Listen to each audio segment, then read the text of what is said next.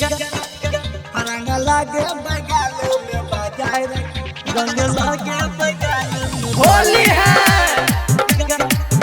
रंग लागे बगाल में होली है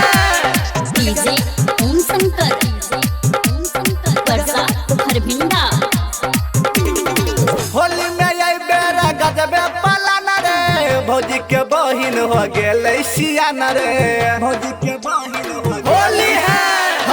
होली में आई बेरा गजबे पलान रे भौजी के बहिन हो गेलै जवान रे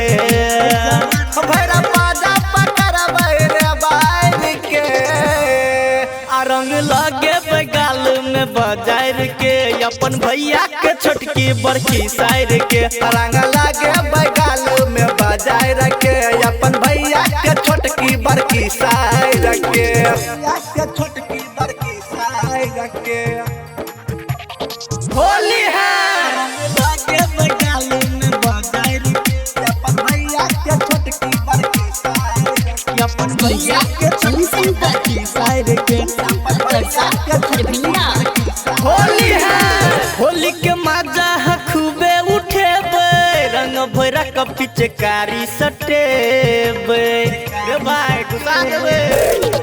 होली के मजा खूबे उठेबे रंग भैरा के पिचकारी सटेबे आई में रखबै ने ओकर हम गाय रखे होली है रंग लगे बगाल में बजाए रखे अपन भैया के छोटकी बड़की साइर के रंग लगे बगाल में बजाए रखे अपन भैया के छोटकी बड़की साइर के छोटकी बड़की साइड के होली है डीजे ओम शंकर परसा हरभिंडा।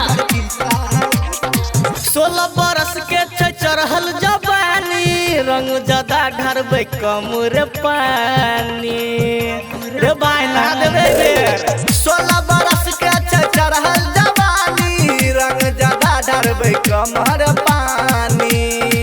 आ संतोष राज रखने छे बड़ी सम्हाई रखे होली है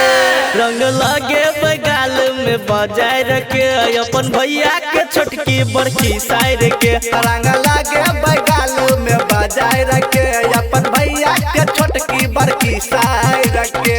होली में आई बेरा गजबे पलान रे भौजी के बहिन हो गेलै जवान रे भैरा बाजा पकड़बै रे बाइर के रंग लगे बगाल में बजाए रखे अपन भैया के छोटकी बड़की साइर के रंग लगे बगाल में बजाए रखे अपन भैया के छोटकी बड़की साइर के म्यूजिक रिकॉर्डिंग स्टूडियो गोल बाजार।